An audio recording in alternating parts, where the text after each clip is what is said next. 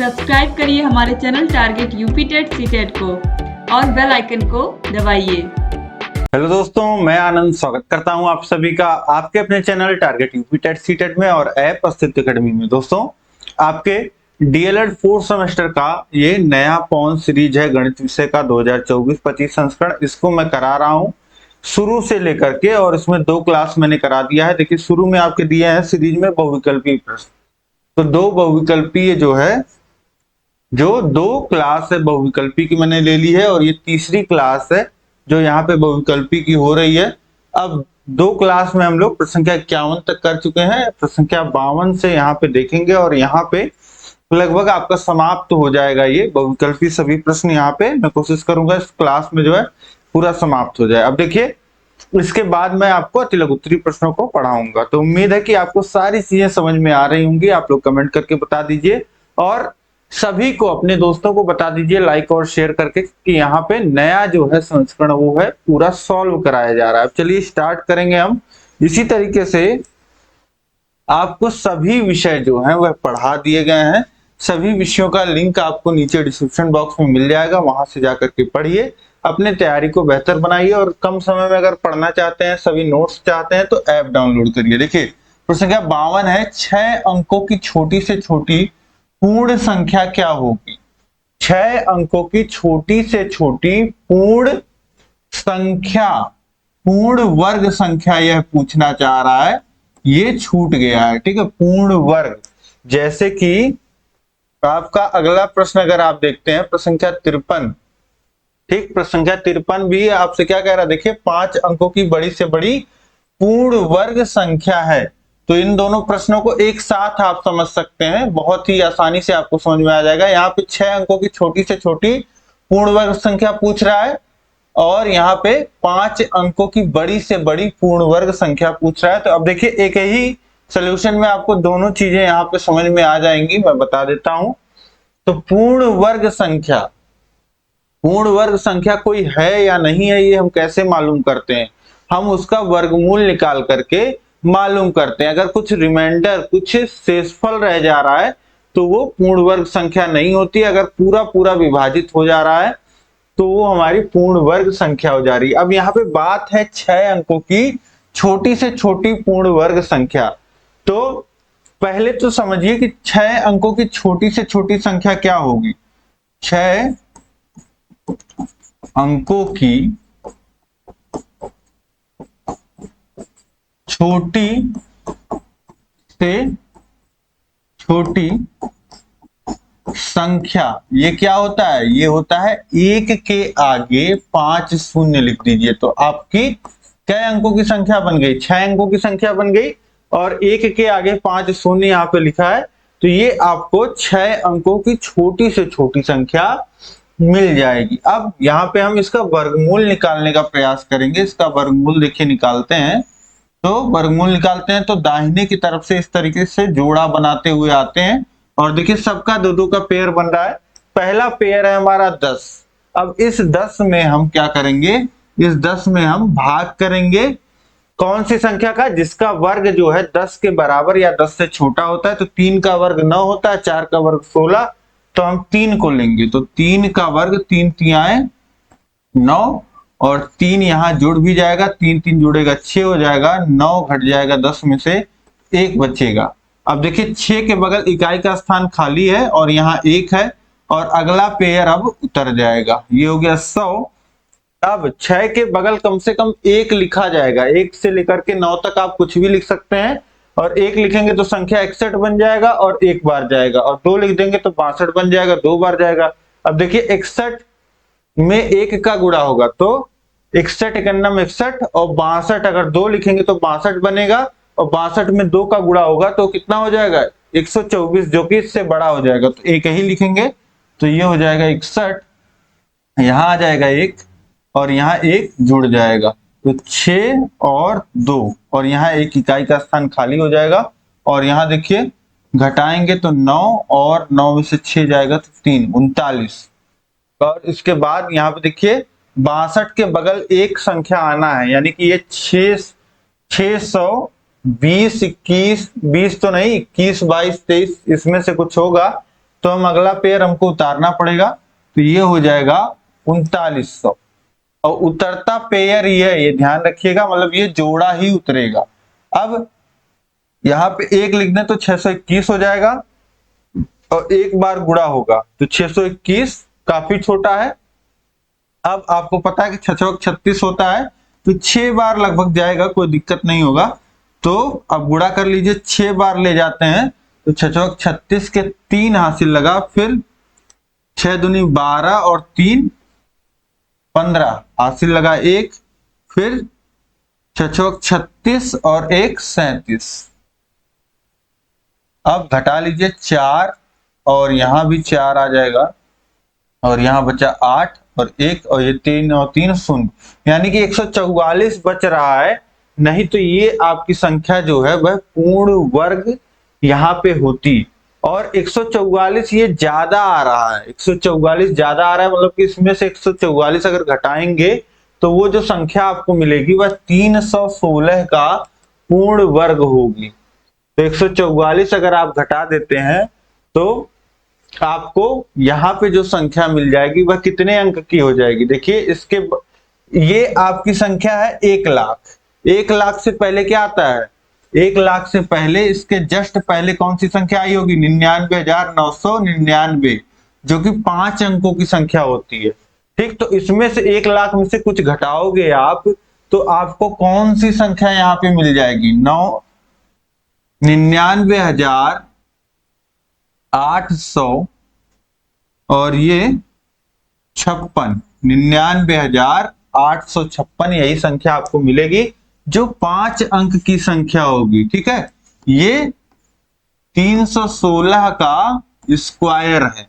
और अगर हम इसके बाद 316 के बाद कौन सी संख्या आती है, 317 का वर्ग करेंगे तो यहीं पे आप गुणा कर लीजिए, 317 गुणे 317 कर लीजिए। देखिए 7 7 49 के 9 और 7 91 7 और 4 11 हासिल लगा, 1 7 21 और 1 22। अब देखिए 7 1 3, अब यहाँ 3 से गुणा करेंगे तो एक स्थान छोड़ेंगे, 3 7 21 के हासिल लगा, 1 हासिल लगा, यहाँ पे 2 हासिल लग गया और ये हो जाएगा 3 1 3 2 5 और ये 9 और ये 9 और 7 और 1 8 और ये 4 और ये 0 हो जाएगा, 10 आ जाएगा और एक हासिल तो ये भी 10 हो जाएगा, यानी कि 1,04,89 ये आपकी संख्या आ जाएगी किसका, 317 का वर्ग। तो ये आपकी 6 अंक की संख्या हो गई, जो कम से कम सबसे छोटी 6 अंक की संख्या जो पूर्ण वर्ग है। 317 का जो वर्ग हमको मिलेगा, देखिए 316 का जो वर्ग था वह 5 अंक की संख्या थी। ठीक, और 317 वर्ग जो है वह आपका 316 के जस्ट बाद कौन सी संख्या आ रही, 317, और ये 5 अंक से 6 अंक हो जा रहा है, यानी कि 6 अंक की ये छोटी से छोटी संख्या होगी जो पूर्ण वर्ग होगी। तो यहाँ आपके ऑप्शन दा में दिया गया है, ऑप्शन दा आपका बिल्कुल सही हो जाएगा। ठीक, अब इसके बाद अगला प्रश्न हम देखेंगे, प्रश्न संख्या 53, जो मैंने आपको बताया 5 अंकों की बड़ी से बड़ी पूर्ण वर्ग संख्या। अब 5 अंकों की बड़ी से बड़ी संख्या क्या होगा, यहाँ पे देखिए पिछला प्रश्न जो हमने हल किया है उसका सलूशन आप देखिए, तो यहाँ पे 5 अंकों की बड़ी से बड़ी संख्या क्या होगी, वह होगी 99,999। 5 बार 9 लिख दोगे तो ये 5 अंकों की बड़ी से बड़ी संख्या हो जाएगी। और यहाँ पे आप देखोगे तो इसके जस्ट बाद कौन सी संख्या आ जाती है, 6 अंक वाली संख्या आ जाती है। ठीक, जिसका हमने यहाँ पे वर्गमूल निकाला है, तो उसके बाद हमको 144 जो है ज्यादा मिला, यानी कि 144 अगर घटा देते हैं तो ये जो हमारी संख्या है वह 5 अंक की बड़ी से बड़ी संख्या हो जाएगी जो पूर्ण वर्ग होगी। आप समझ पा रहे हैं कि 6 अंक तक हमने जाकर के देखा, 6 अंक तक हमने जाकर के देखा। ठीक, और 6 अंक की जो सबसे छोटी संख्या पूर्ण वर्ग है वह 317 है। तो 5 अंक की बड़ी से बड़ी संख्या जो पूर्ण वर्ग होगी वह क्या होगा, 316 का वर्ग, जो कि है आपका 99,856। यहाँ पे ऑप्शन सा में दिया गया है, ऑप्शन सा ये सही हो गया। यहाँ पे आप समझ गए होंगे, कोई डाउट नहीं होगा आपके मन में। 5 अंकों की बड़ी से बड़ी संख्या ये है। अब देखिए इसी की एक, बस एक ज्यादा है, इसी का हमने, अब यहाँ पे आप चाहें तो इसका भी इस तरीके से निकालेंगे तो आपको 143 ज्यादा मिलेगा। यहाँ पे 143 बचता हुआ मिलेगा, तो 143 आप घटाओगे तो आपको इतना उत्तर मिल जाएगा। तो इस तरीके से वही सोल्यूशन है, तो समझ गए होंगे आप लोग। अब हम लोग बढ़ते हैं नेक्स्ट प्रश्न की तरफ। देखिए प्रश्न क्या है, 54 है। 1 से 1000 तक की पूर्ण घन संख्याएं कितनी होती हैं? पूर्ण घन संख्याएं मतलब कि ऐसी संख्याएं जिसका जो है क्यूब रूट निकाला जा सकता है, मतलब वो संख्याएं जो किसी संख्या के 3 बार गुणे के रूप में बनी हो। जैसे 1 का क्यूब क्या होता है? 1 होता है, 2 का क्यूब आपका 8 होता है और 3 का क्यूब आपका 27 होता है। इसी तरीके से पूछ रहा है अगर हम 1000 तक जाएं तो कितनी संख्याएं हमको मिलेंगी। देखिए 1000 किसका पूर्ण घन होता है? वह होता है 10 का क्यूब होता है।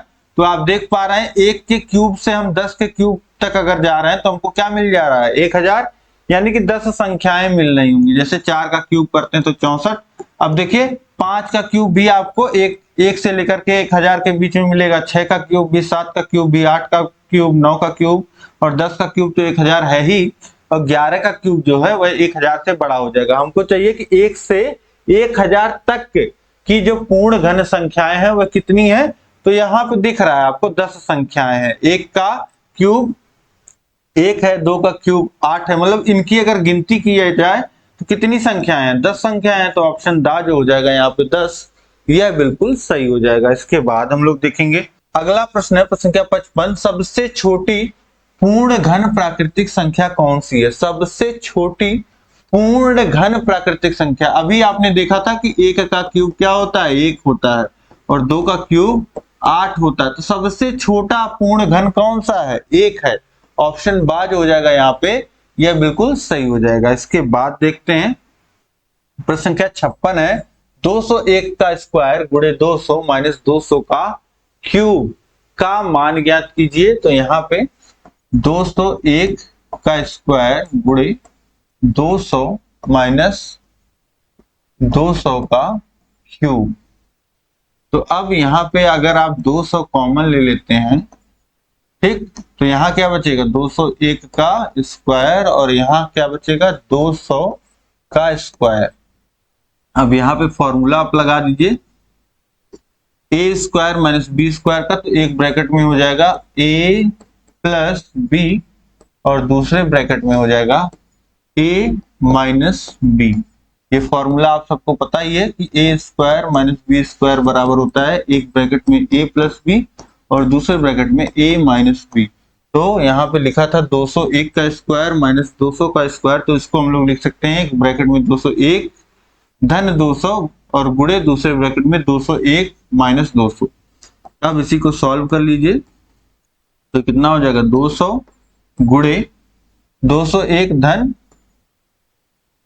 200, 401 हो जाएगा और ये 201 माइनस 200 कितना हो जाएगा? 1। अब देखिए 2 का गुणा कर लीजिए 401 में, तो 208 और 2 शून्य और लग जाएगा, यही आपका गुणनफल हो जाएगा जो कि आपके ऑप्शन बा में दिया गया है। तो ऑप्शन बा आपका बिल्कुल सही हो जाएगा। तो इस तरीके से देखा कि आपने एक फॉर्मूले का इस्तेमाल किया और ये जो दो पदों का गुणा हो रहा था और घटाना हो रहा था, ये आपने आसानी से यहाँ पे कर लिया। इसके बाद देखिए प्रश्न क्या 57 है। किसी युगपत समीकरण को हल करने में कितनी विधियों की सहायता ली जा सकती है? 3, 4, 2 या 1? तो युगपत समीकरण आपके क्या होते हैं? जैसे x प्लस वाई बराबर 7 दिया है और 4x धन 3y बराबर 5 दिया है। इस तरीके से समीकरण आपको दिए रहते हैं। तो जब 2 या 2 से समीकरण, 2 या 2 से अधिक समीकरण, ये एक समीकरण है, एक समीकरण ये है, तो 2 या 2 से अधिक समीकरण जब आपको दिए रहे हैं और उसमें समान चर आ रहे हैं, जैसे यहाँ xy आ रहा है और वहां पे भी xy आ रहा है, तो ऐसे समीकरणों को हम क्या कहते हैं? युगपत समीकरण कहते हैं। और इनको हल कैसे किया जाता है? दोनों विधियां मैंने आपको राजन सीरीज जब सॉल्व कराया है तब भी बताया है। एक होता है आपका विलोपन विधि, एक होता है प्रतिस्थापन विधि। तो दो विधियां होती हैं। ऑप्शन सा जो हो जाएगा आपका यह बिल्कुल सही हो जाएगा। दोनों विधियां करके मैंने प्रश्न सॉल्व भी कराए हैं, तो आपको समझ में आएगा अच्छे से। आप राजन सीरीज भी देखिएगा। अब देखिए प्रश्न क्या 58 है, विद्यालय की बास्केटबॉल टीम द्वारा 10 मैचों में प्राप्त अंक निम्नवत हैं। विद्यालय के बास्केटबॉल टीम द्वारा 10 मैच में जो अंक प्राप्त किए गए हैं, अब आपको मैच के अंकों की माध्यिका बताना है। तो माध्यिका कैसे बताएंगे? यहाँ पे 10 जो है अंक आपको दिए गए हैं। तो सबसे पहले हम माध्यिका निकालते समय क्या करते हैं? हम करते हैं कि एक बढ़ते हुए क्रम में आप लगा लीजिए या घटते हुए। तो बढ़ते हुए क्रम में लगाना आसान पड़ता है, इस तरीके से हम लगा लेते हैं। सबसे छोटी संख्या है 8, 8 को लिख दिया। उसके बाद 9 हमको दिख रहा है, 9 को लिख दिया। और 10 हमको दिख रहा है, 10 को लिख दिया। और 10 जो है एक जगह और दिख रहा है, तो ये 10 को फिर से लिख देंगे। इसके बाद देखिए 11 दिख रहा है, 11 और कहीं दिख रहा है? नहीं। इसके बाद देखिए 12 दिख रहा है। तो ये पहली 5 संख्याएं और ये 4 संख्याएं यहाँ पे बच रही हैं। 12 के बाद 13 दिख रहा है, 13 के बाद हमको दिख रहा है 19, फिर 20, फिर 22। तो ये 10 संख्याएं देखिए, 5 और 5 इधर, 10 संख्याएं क्रम से लग गई। ठीक, एक क्रम में हमने इनको लगा लिया, बढ़ते हुए क्रम में लगा लिया। अब जब आपको कितनी संख्याएं दी गई हैं, n बराबर होगा 10। कितनी संख्याएं दी गई हैं, उसकी संख्या 10 है, जो कि है सम, जिसे बोलते हैं इंग्लिश में इवन नंबर। तो इवन है तो माध्यिका का फॉर्मूला अलग लगता है। और यहीं पे अगर 9 संख्याएं दी होती तो ये विषम होता, तो माध्यिका का फॉर्मूला अलग लगता। तो यहाँ पे माध्यिका का फॉर्मूला क्या लगेगा? यहाँ पे माध्यिका का फॉर्मूला लगेगा, वो हम लिख लेते हैं। देखिए पहले तो 2 पदों का योग होगा। समझिए कि 2 पदों का योग होगा और उसके बटे 2 होगा। ये फॉर्मूले में ध्यान रखिएगा। जब सम का केस होता है माध्यिका में, तो 2 पदों का योग होता है। कौन कौन से पद का? n बटे 2वें पद का मान और धन n बटे 2 धन 1। ये इससे अलग है, ये भिन्न अलग है और धन 1 अलग है। वे पद का मान, पद का मान। अब पूरे के बटे 2, ये मैंने आपको बताया कि 2 पदों का योग होगा और 2 से भाग हो जाएगा। तो पहला पद ये, दूसरा पद ये। अब n की वैल्यू कितनी है? n की वैल्यू है यहाँ पे 10। n की वैल्यू है 10, तो n बटे 2 यानी कि 10 बटे 2 यानी कि 5वें पद का मान, 5वें पद का मान। और धन 10 बटे 2 यानी कि 5 और 5 धन 1 यानी कि 6वें पद का मान। तो 5वां और 6वां पद और बटे 2। अब 5वें पद का मान क्या है? तो इसमें मत देखने लग जाइएगा, आपको देखना है जहां पे आपने क्रम से लगाया। तो 1 2 3 4 5, 5वां पद है आपका 11 और 6वां पद है आपका 12। तो 11 और धन 12 बटे 2, तो ये कितना हो जाएगा? 23 बटे 2। 23 बटे 2 ये आ जाएगा आपका 11.5। मान कितना आ गया?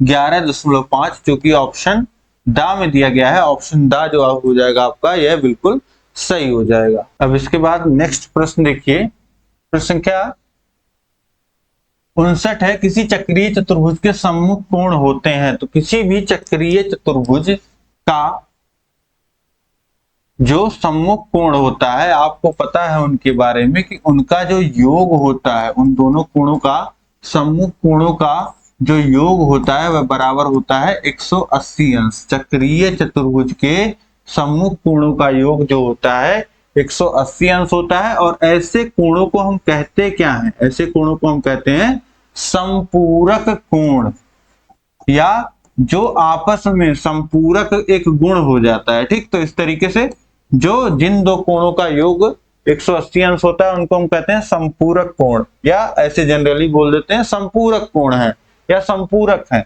तो ऑप्शन बा जो हो जाएगा आपका, ये बिल्कुल सही हो जाएगा। और यहीं पे ध्यान रखिएगा आप कि जिन दो कोणों का योग 90 अंश होता है उसे हम कोटिपूरक कोण कहते हैं। ठीक है, कोटिपूरक कब बोलते हैं? जब 90 अंश होता है योग। ठीक, तो यहाँ पे आप समझ गए संपूरक कोण होगा। और न्यून कोण आपका 90 अंश से छोटा कोण होता है और अधिक कोण जो होता है 90 अंश से बड़ा कोण होता है। ये आप समझ गए। अब इसके बाद हम लोग देखेंगे अगला प्रश्न है प्रश्न संख्या 60, चक्रीय चतुर्भुज के सम्मुख कोणों का योग होता है। देखिए फिर से पूछ लिया वही, तो ऑप्शन बा जो हो जाएगा 180 अंश, ये बिल्कुल सही हो जाएगा। इसके बाद हम लोग देखते हैं प्रश्न संख्या 61 है, चक्रीय चतुर्भुज के कितने चक्रीय बिंदु वृत्त पर होते हैं। तो चक्रीय चतुर्भुज के जो चारों शीर्ष होते हैं वह वृत्त पे होते हैं। ऑप्शन दा जो हो जाएगा यह बिल्कुल सही हो जाएगा। चक्रीय चतुर्भुज आपका कुछ इस प्रकार से होता है कि उसके चारों शीर्ष जो होते हैं, ये चारों शीर्ष ये क्या होते हैं, ये वृत्त पर होते हैं। ठीक, तो इस तरीके से चक्रीय चतुर्भुज के कितने चक्रीय बिंदु वृत्त पे होते हैं, तो 4 होते हैं। ऑप्शन दा सही हो जाएगा। इसके बाद देखिए प्रश्न संख्या 62 है, केंद्रीय प्रवृत्त की माप है। मतलब कहीं पे कोई आंकड़े दिए गए हैं, आवर्गीकृत आंकड़े, और उसका आपको मध्यमान दिया है, बीच का मान दिया गया है, औसत जिसे बोल देते हैं, और मध्यांक दिया गया है जिसे हम बोलते हैं माध्यिका, और या फिर आपको बहुलांक दिया गया है। तो ये सभी कोई एक दिया हो तो आपके जो आंकड़े हैं उसके केंद्रीय प्रवृत्त की माप की जा रही, कि मतलब आंकड़े हैं कैसे, आंकड़ा क्या है, इसके बारे में थोड़ा बहुत जानकारी आपको मिल रही है। जैसे आप समझिए कि किसी विद्यार्थी की अगर बात करें तो उसकी हैंडराइटिंग कैसी है, वह मतलब कि वह पढ़ने में कैसा है, वह कोई पैराग्राफ पढ़ रहा है तो मतलब बोलने में कैसा है, इसके बाद लिखने में वो कैसा है, मतलब कि अगर हम इमला बोल रहे हैं, ठीक है, तो उसकी लिखावट कैसी है, तो ये सब क्या होता है, उसका व्यवहार कैसा है। तो अगर कुछ भी आपको विद्यार्थी के बारे में पता है तो कुछ तो आप उसके केंद्रीय प्रवृत्ति के बारे में बता पा रहे हैं। तो उसी तरीके से आंकड़े के बारे में अगर कुछ भी पता है आपको, ठीक है, तो वो केंद्रीय प्रवृत्ति की माप हो जाती है। तो ये तीनों ही केंद्रीय प्रवृत्ति की माप है। तो ऑप्शन दा जो हो जाएगा उपयुक्त सभी, यह बिल्कुल सही हो जाएगा। इसके बाद हम लोग देखते हैं प्रश्न संख्या 53 है, गुणात्मक वर्गीकरण में वर्गों का निर्माण किसके आधार पर होता है। विवरण के आधार पे, गुणों के आधार पे, मात्रा के आधार पे, या उपयुक्त सभी। तो देखिए गुणात्मक वर्गीकरण है, नाम में ही क्या है, गुण। तो गुणों के आधार पे वर्गीकरण जो है, यहाँ पे वर्गों का निर्माण होता है। तो ऑप्शन बा जो हो जाएगा यहाँ पे, यह बिल्कुल सही हो जाएगा। इसके बाद हम लोग देखेंगे अगला प्रश्न है हमारा प्रश्न संख्या 54, मध्यमान की प्रत्यक्ष विधि का सूत्र है। मध्यमान अगर आपको निकालना है तो देखिए मध्यमान, मान शब्द याद रखिएगा, कोई वैल्यू, मान, ठीक, और एक होता है मध्य अंक, मध्य का अंक। तो मध्य का अंक माध्यिका और मध्य का मान ये हो जाता है आपका औसत। तो औसत आप कैसे निकालते हैं, सभी संख्याओं का योग बटे संख्याओं की संख्या। तो संख्याओं की जो संख्याओं का योग है वो बटे संख्याओं की संख्या, देखिए किस फॉर्मूले में आ रहा है। तो यहाँ पे देखिए सिग्मा का मतलब होता है जोड़, और एफ का मतलब होता है फ्रीक्वेंसी, बारंबारता, और इंटू एक्स स्क्वायर, मतलब कि जो आपका आंकड़ा दिया गया है उसका स्क्वायर। तो कहीं पे स्क्वायर किया ही नहीं जाता है। और बा ऑप्शन में देखेंगे तो मध्यमान बराबर सिग्मा एक्स, मतलब पदों का योग बटे पदों की संख्या। तो यही आपका होता है मध्यमान। और यहाँ पे भी देखेंगे स्क्वायर है और यहाँ पे भी, तो यही आपका हो जाएगा मध्यमान। ऑप्शन बा यहाँ पे बिल्कुल सही हो जाएगा। सिग्मा एक्स दिखा रहा है पदों का योग और एन दिखा रहा है पदों की संख्या। इसके बाद देखिए प्रश्न संख्या 65 है, निम्न संख्याओं का मध्यमान है। मध्यमान निकालने के लिए अभी हमने देखा क्या होता है, सिग्मा एक्स बटे एन, यानी कि सभी पदों का योग, एक्स माने ये पद सारे, 6 धन 8 धन 9 धन 13 धन 14, और बटे एन कितना है, संख्याओं की संख्या कितनी दी गई है, 3 2 5 संख्याएं हैं, तो पूरे के बटे आपका 5 हो जाएगा। अब जोड़ लीजिए यहाँ पे, तो देखिए 6 और 8 14, और 14 और 14 28, 28 और 9 37, 37 और 13 कितना हो जाएगा, ये हो जाएगा आपका 40 और 50, 50 बटे 5। देखिए 50/5 हो गया, 5 से भाग करेंगे तो 10 बार में कट जाएगा, यानी कि आपका मध्यमान क्या आ गया, 10 आ गया। ऑप्शन सा यहाँ पे यह बिल्कुल सही हो जाएगा। इसके बाद हम लोग देखते हैं प्रश्न संख्या 66 है, अवर्गीकृत विवरण में जिस संख्या की पुनरावृत्ति अधिक बार होती है वह कहलाता है। आवृत्ति वितरण में जिस संख्या की पुनरावृत्ति सबसे अधिक बार होती है उसे हम क्या कहते हैं, बहुलांक कहते हैं। तो ऑप्शन सा यहाँ पे यह बिल्कुल सही हो जाएगा। इसके बाद देखिए प्रश्न संख्या 67 है, मध्यमान किन कारणों से लाभकारी है। सरल विधि है, अंकगणितीय पद्धति पे निर्भर है, तुलना संभव है। तो ये सभी देखिए विधि जो है मध्यमान निकालना सरल है और अंकगणितीय पद्धति पे निर्भर है और तुलना भी संभव है। तो ऑप्शन दा जो हो जाएगा उपयुक्त सभी, यह बिल्कुल सही हो जाएगा। इसके बाद हम लोग देखते हैं प्रश्न संख्या 68 है, बहुलांक अन्य नाम से जाना जाता है। तो बहुलक के नाम से जाना जाता है, भूयिष्टक के नाम से जाना जाता है और मोड, तीनों ही नाम से आपका आप चैप्टर का नाम देखेंगे तो मीन, मीडियन, मोड।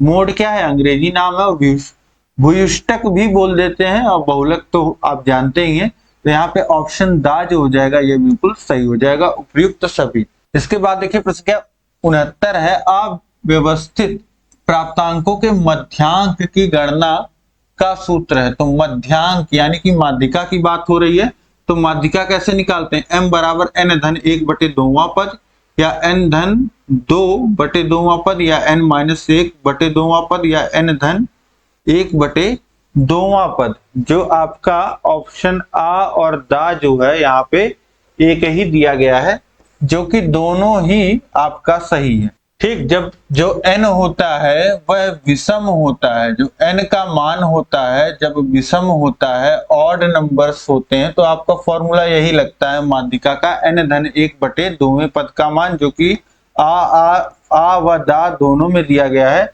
तो दोनों ही ऑप्शन आपके सही होंगे। ठीक है, तो यहाँ पे ये कुछ डिफरेंट दिया होता तो ये सही होता है, ये कुछ डिफरेंट दिया होता तो ये सही होता। तो कोई एक जनरली सही होता है, यहाँ पे दोनों सही है। तो कोशिश यही करिएगा कि पहला ऑप्शन लगाइएगा, नहीं तो डी भी आपका दा भी जो होगा वो सही ही होगा। अब इसके बाद हम लोग देखते हैं प्रश्न संख्या 70 है, यहाँ पे आंकड़ों 12, 12, 13, 12, 10 का बहुलक है। तो सिंपल सी बात यहाँ पे देख रहे हैं आप, 12 जो है वह 3 बार आ रहा है, सबसे अधिक बार आ रहा है, तो बहुलक क्या हो जाएगा, 12। ऑप्शन दा जो हो जाएगा, जो संख्या किसी भी दिए आंकड़े में सबसे अधिक बार आती है वो बहुलक होती है। इसके बाद हम लोग देखते हैं प्रश्न संख्या 71 है, sec 30 का मान है। sec 30 का मान क्या होगा, sec 30 अगर नहीं याद है तो ये होगा 1/cos 30, और cos 30 का मान कितना होता है, √3/2। अब इस 2 का गुणा जो हो जाएगा ऊपर हो जाएगा, यानी कि 2/√3, जो कि ऑप्शन बा में दिया गया है 2/√3। ऑप्शन बा आपका यह बिल्कुल सही हो जाएगा। इसके बाद देखिए प्रश्न संख्या 72 है, cot theta into sine theta into sec theta. अब cot थीटा को चाहे तो कितना लिख सकते हैं, cos theta by sine theta, और साइन थीटा को साइन थीटा ही लिख दीजिए, और ये सेक थीटा को लिख सकते हैं 1/cos थीटा। तो देखिए साइन थीटा यहाँ हर में है, यहाँ अंश में कट जाएगा, यहाँ cos थीटा अंश में है, यहाँ हर में कट जाएगा, बचा क्या, 1। तो यहाँ पे उत्तर आ जाएगा ऑप्शन सा 1, यह बिल्कुल सही हो जाएगा। इसके बाद देखिए प्रश्न संख्या 73 है, 1 माइनस साइन स्क्वायर ए इंटू 1 प्लस टेन स्क्वायर ए। अब आपको दो सर्व समीकरण पता है त्रिकोणमिति में, sine square theta plus cos square theta ये बराबर होता है 1 के।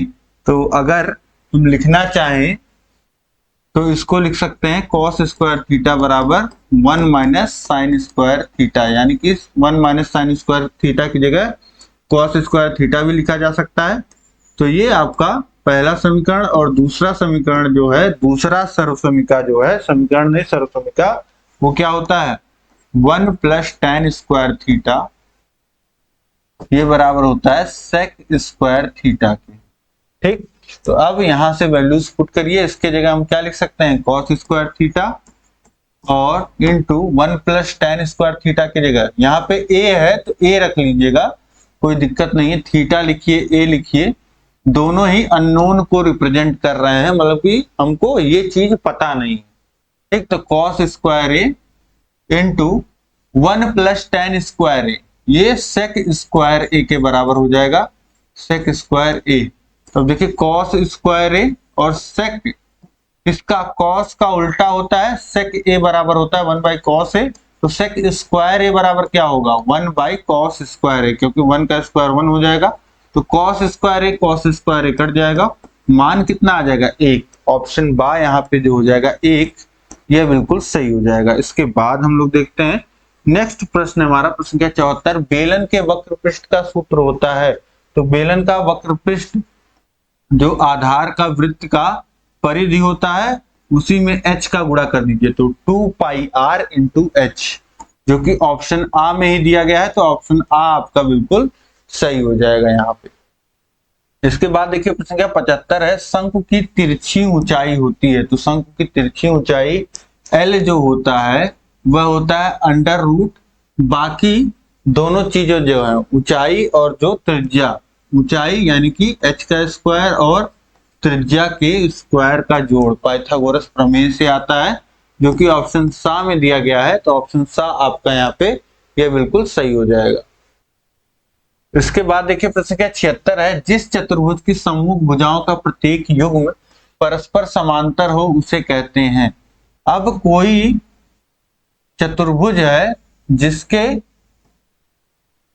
जो दोनों युग्म हैं वो दोनों समांतर हैं, तो ऐसे चतुर्भुज को हम क्या कहते हैं, समांतर चतुर्भुज कहते हैं। ऑप्शन सा यहाँ पे यह बिल्कुल सही हो जाएगा। इसके बाद देखिए संख्या 77 है, वृत्त के क्षेत्रफल का सूत्र बताइए। तो वृत्त का एरिया जो होता है, क्षेत्रफल होता है, वह होता है पाई आर स्क्वायर, जो कि दिया गया है ऑप्शन सा में, तो ऑप्शन सा यहाँ पे यह बिल्कुल सही हो जाएगा। इसके बाद देखिए प्रश्न क्या 78 है, चतुर्भुज के चारों कोणों का योगफल होता है। तो चारों कोणों का योगफल आपको पता है 360 अंश होता है, जिसको लिख सकते हैं 4 गुणे 90 अंश, और 90 अंश का मतलब क्या होता है, 90 अंश को हम लोग कहते हैं समकोण, 90 अंश को कह देते हैं समकोण, और ये 4 यानी कि चारों कोणों का जो योगफल हो जाएगा 4 समकोण के बराबर हो जाएगा। ऑप्शन सा यहाँ पे यह बिल्कुल सही है। अब इसके बाद देखिए, इसके बाद 79, चतुर्भुज के अंतः कोण होते हैं 2, 3, 4 या 8। तो चतुर्भुज में 4 अंतः कोण होते हैं, ये आपको पता है।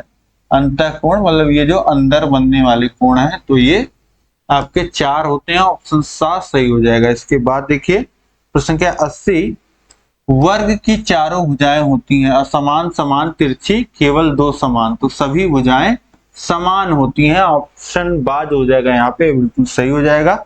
इसके बाद हम लोग देखेंगे प्रश्न क्या 81 है, समांतर चतुर्भुज के सम्मुख कोण होते हैं। समांतर चतुर्भुज में सम्मुख कोण, तो समांतर चतुर्भुज में सम्मुख कोण होते हैं वह बराबर होते हैं, तो ऑप्शन आ जो हो जाएगा यहाँ पे यह बिल्कुल सही हो जाएगा। इसके बाद देखिए प्रश्न क्या 82 है, चतुर्भुज के प्रकार हैं समलंब चतुर्भुज, समांतर चतुर्भुज, सम चतुर्भुज। तो ये तीनों ही प्रकार हैं, तो ऑप्शन दा जो हो जाएगा उपरोक्त सभी, यह बिल्कुल सही हो जाएगा। इसके बाद हम देखते हैं प्रश्न क्या 83 है, आयत एक चतुर्भुज। प्रश्न क्या 83 है, आयत एक चतुर्भुज है, समलंब, समांतर, समचतुर्भुज या इनमें से कोई नहीं। समलंब देखिए नहीं है, क्योंकि समलंब में क्या होता है केवल एक भुजा समांतर होती है, जबकि आयत में जो होता है दोनों भुजाएं जो हैं वह समांतर होती हैं, तो समलंब नहीं होगा। और समांतर चतुर्भुज होगा और सम चतुर्भुज नहीं होगा, क्यों, क्योंकि सम चतुर्भुज की चारों भुजाएं बराबर होती हैं, तो ऑप्शन बा जो हो जाएगा समांतर चतुर्भुज, यह बिल्कुल सही हो जाएगा। इसके बाद देखिए प्रश्न 84 है, समांतर चतुर्भुज के सभी अंतः कोणों का योगफल होता है। तो समांतर चतुर्भुज हो या कोई सा भी चतुर्भुज अगर लिख दिया, तो चतुर्भुज और अंतः कोण पूछ लिया, योग पूछ लिया अंतः कोणों का, तो वो होगा आपका 360 अंश। मैं पहले ही बता चुका हूं, तो ऑप्शन दा जो हो जाएगा 360 अंश, ये बिल्कुल सही हो जाएगा। तो इस तरीके से प्रश्न संख्या 84 तक आपने देख लिया। यही इतने ही बहुविकल्पी प्रश्न आपके सीरीज में दिए हुए थे। इसके बाद अतिलघु उत्तरीय प्रश्न है, जो कि हम स्टार्ट करेंगे अगले क्लास में। यह क्लास उम्मीद करता हूं कि आपको बहुत पसंद आया होगा। इस क्लास को लाइक कर दीजिए अपने दोस्तों में शेयर करिए, अधिक से अधिक सभी लोगों तक पहुंचाइए इस क्लास को, सभी ग्रुपों तक पहुंचाइए ताकि सभी लोग इसी तरीके से आसान भाषा में पूरा कॉन्सेप्ट एक बार में, देखिए प्रश्न पढ़ते ही जो है मैं आपको ऐसा एक्सप्लेन कर देता हूं कि आपको दोबारा जो है भूलता नहीं है। तो इस वजह से आप शेयर करिए अधिक से अधिक ताकि सभी लोग जो है कम समय में बेहतर तैयारी कर पाए। और कैसा लगा क्लास कमेंट करके बताइए, और कहीं भी कोई भी डाउट हो, कुछ बोलना हो जरूर कमेंट करिए। और सभी विषय इसी तरीके से पढ़ाए गए हैं, सभी विषयों का लिंक नीचे डिस्क्रिप्शन में दिया गया है, या सीधे चैनल पे विजिट करिए, वहां से पढ़िए, अपनी तैयारी को बेहतर बनाइए। और अगर आप चाहते हैं जेन्युइनली कि कम समय में मैं बिना डिस्टरबेंस के अच्छे से पढ़ाई कर पाऊं और यहाँ पे जितना पढ़ाया गया उसका नोट्स मुझे मिल जाए, ये राजन सीरीज और पवन सीरीज का पीडीएफ मिल जाए, और मैं हर एक चैप्टर जो पढ़ूं उसके बाद टेस्ट दे पाऊं, तो अगर आप ऐसा चाहते हैं और यही सबसे बेस्ट तरीका है, तो ये सारी सुविधाएं आपको मिलेंगी हमारी ऐप पे, जिसका लिंक जो है नीचे दिया गया है, उसको डाउनलोड करिए और वहां पे आपको 4th सेमेस्टर का कोर्स मिल जाएगा जिसमें आपको सारी सुविधाएं मिल जाएंगी। ठीक है, तो कहीं कोई डाउट हो तो नंबर दिया गया है, उस पर कॉन्टेक्ट करिए। मिलेंगे हम लोग नेक्स्ट क्लास में अति लघु उत्तरीय प्रश्नों के साथ। तब तक आप ऐसे बने रहिए, पढ़ते रहिए। जय हिंद, जय भारत।